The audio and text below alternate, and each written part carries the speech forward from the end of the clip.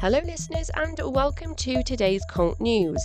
In light of the recent coronation, where I could go into the unnecessary money spent or the archaic monarchy being complicit in generational racism, criminality and hypocrisy, I thought instead I would speak of the Prince Philip movement, which is often regarded as a cult.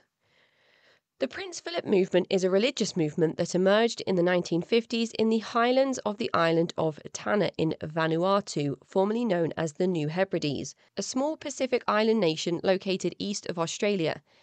The movement centres around the worship of Prince Philip, Duke of Edinburgh, who at the time was the husband of Queen Elizabeth II of the United Kingdom.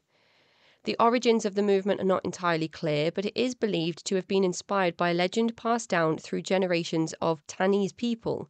According to the legend, a powerful and wealthy spiritual leader would one day arrive in Tanna from a faraway land, and he would bring with him great prosperity and happiness for the people. In 1956, Prince Philip and Queen Elizabeth II visited Vanuatu on a royal tour, and their arrival was seen by some Tannese people as the fulfillment of the legend. The prince was perceived as the long-awaited spiritual leader, and the Prince Philip movement was born.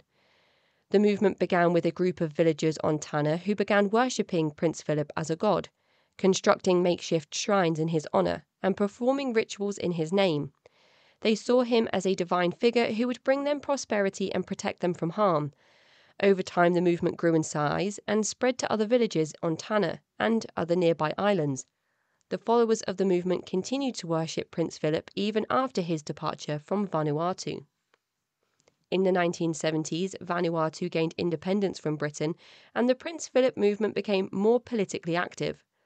Its followers saw Prince Philip as a key figure in the struggle for their independence, and they sought to establish a new nation in which he would be a central figure. Despite the fact that Prince Philip himself has expressed discomfort with the idea of being worshipped as a god, the movement continues to this day.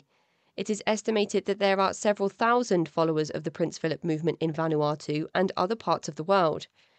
Located in the area of Vanuatu is a population of people known as Castoms. The Castom people of Vanuatu and the followers of the Prince Philip movement have a different set of beliefs, although there may be some overlap in certain aspects. The Castom people are a diverse group of indigenous peoples in Vanuatu who share a set of cultural beliefs and practices. Central to their beliefs is the concept of Castom, which refers to the traditional customs, beliefs and practices that have been passed down through generations. The Castom people believe in the importance of respecting and preserving their cultural heritage, including their connection to the land and the natural world.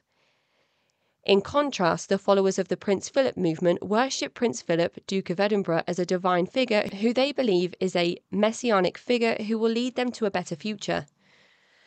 The Prince Philip movement has been described as a cargo cult, which is a term used to describe religious movements that emerged in the Pacific Islands during the colonial period. Cargo cults were characterized by a belief in the imminent arrival of a deliverer who would bring material wealth and prosperity. While the beliefs of the Castom people and the followers of the Prince Philip movement are different, they both reflect the cultural and historical context of Vanuatu, a country that has experienced significant social and political change over the past century. Members of the Prince Philip movement believed that Prince Philip was immortal and that eventually he would return to the island of Vanuatu, bringing the prosperity with him and the wealth and the spiritual salvation of his followers. However, when Prince Philip died on April 9, 2021, the followers of the Prince Philip movement in Vanuatu and other parts of the world were deeply saddened. At first, there were claims he would be resurrected and return to the island, and when it was clear that that wouldn't happen, mourning periods began with long stretches of silence lasting days and weeks within the Prince Philip movement. Many members of the movement expressed their grief and offered condolences to the royal family through various channels, expressing that they saw Prince Philip as their spiritual leader and source of inspiration. His death was seen as a great loss.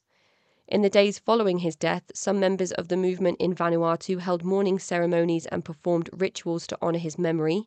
They gathered at makeshift shrines dedicated to Prince Philip and offered prayers and offerings in his name.